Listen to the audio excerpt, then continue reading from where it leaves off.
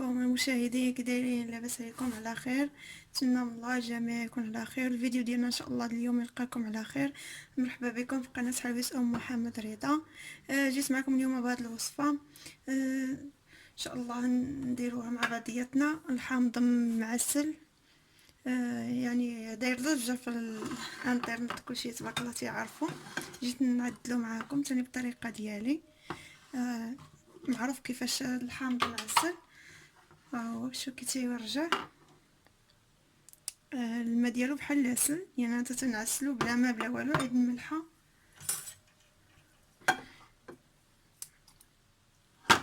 انا الحامض عندي هنا كبير وقاسمه، دايره الظروفه باش تيجيني ساهل.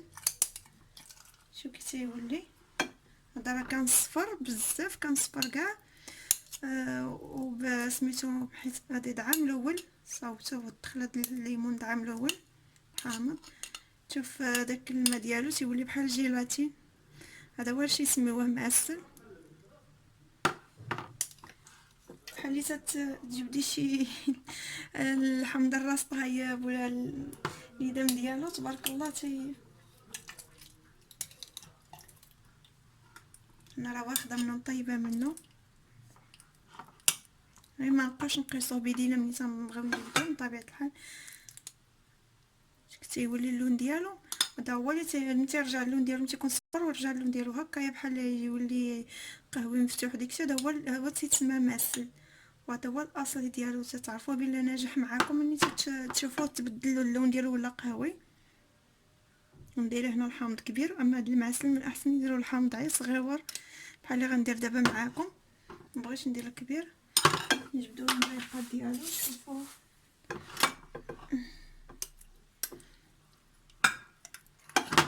شوفوا الماء ديالو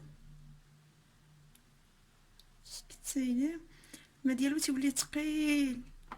هذا عين ماء الحامض، ما دايره فيه والو، عين الماء والملح، الملحه والحامض، ما دايرهش فيه حتى شي حاجه. نتمنى من الله تعجبكم ان شاء الله هاد الوصفه. الطريقه هذه راه زوينه وناجح 100%، وواحد اللذه فيه ما نقول لكمش. هاد الليمون مصير، هي حاولوا تبقاو ديروه طيبوا به كلشي في الدار ديالكم. الاطباق ديالكم راه هو صحي، والمذاق ديالو تيغير لكم الطبق. المذاق تيجي المذاق ديالو مختلف. هذا هو الحامض المعسل ديال مراكشيين ومكانسه اللي تيعدلوا هاد الطريقه هذه. انا جيت معكم بهاد الطريقه نعدلوه. انا شوف اختاريت هاد المره، اختاريت ليمون صغير، من احسن يكون هكا صغير. حتى الكبير تيجي زوين، بحق من احسن يكون صغير. تنخلي واحد 2 سوايع في الماء، تنغسلوه مزيان بالشتاء ديال الخضر صافي، وتنخليوه هكا يتقطر. طبعا القرعه هي اللي غنديرو فيهم من الاخر، تندير لهم شويه الخل وتنغسلوهم بالماء الخل، تنخليهم هكايا وتسقطروهم. بعد عاد نديروهم الملح على حسب الكميه ديال الحامض. يبقى معكم راه خصهم ملحه صراحه الله، ولا كانت الملحه الحيه احسن تخلطوها مع الملحه الحيه، طحنوها تخلطوها معاه تكون متوفره. لما سقطرنا قرعه من داك الخل. الحامضه نحلوها بالماء صاي هكا، نحلو على 4. بسم الله. تنعمروا فيها الكميه د الملح. كلكم تستعملوا يديكم او المعلقه، انا بيدي باش نتحكم في الملحه، تنخشيها مزيان من كل الجوانب. ونمشيو لهاد الطريقه تنكملوه ان شاء الله. كل ما عطيتولو الملحه متخافوش، هذاك هو السر ديالو، هذاك هو اللي تيحافظ عليه. صافي نديرو هكا وغنديروها.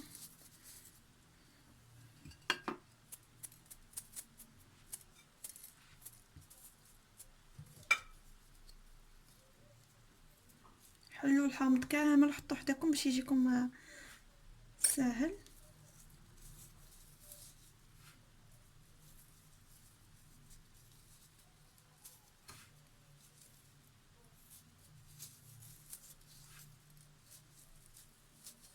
خشيو مع الجناب مع الجناب من هنا ومن هنا باش تبقى حتى شي بلاصه بلا ملحه.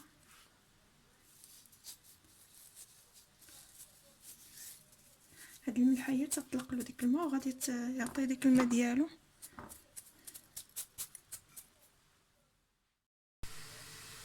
رجعنا معكم. كما قلت لكم هذا حتى غدا غادا نكمل عليه، خصني حتى تذوب ديك الملحه ونزيد نعمر فوقو الحامض يكون هكا باقي قاصح باش ما يبقاش فيه النفس. دابا غندير الحامض مسير بالماء والملحه، الماء طايب، باش نشدو الليمونه بحال هكا مكموله تنتكوها بحال هكايا.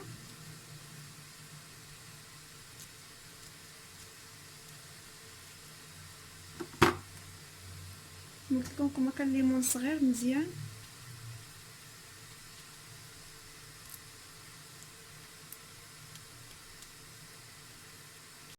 باش تدخلها الملحه لداخل.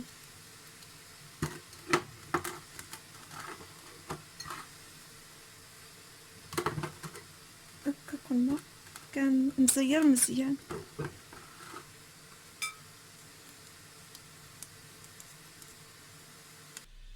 رجعنا معكم. غنديروا له واحد هنايا عندي 2 معالق كبار حتى 3 ديال الخل.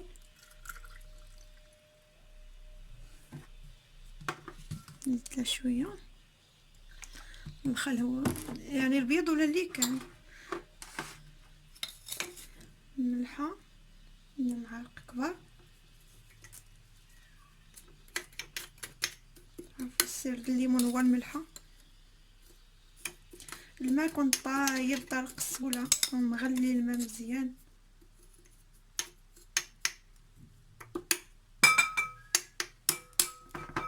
هذا تنزيدو له شويه ديال السكر، ما تنديروش شي هكايا بوحدو، نديرو له سكر سنيده، حتى ربع معلقه صغيره، حيت علاش هذا تنديرو فيه الماء. يعني هذا تسمى محافظ وصافي. بسم الله، الماء طايب، بسم الله، شويه شويه باش ما نتاكدوا من ما تطرطقناش القرعه.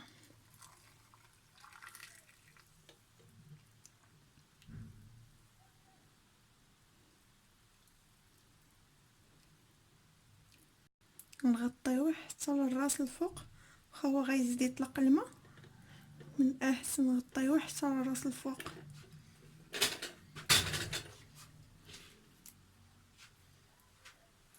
نديرو له بلاستيكه بحال اللي تنخلعو جميع الخضر، نديرو له بلاستيكه او بابي سلوفان وعاد نديرو له الغطايه ديالو.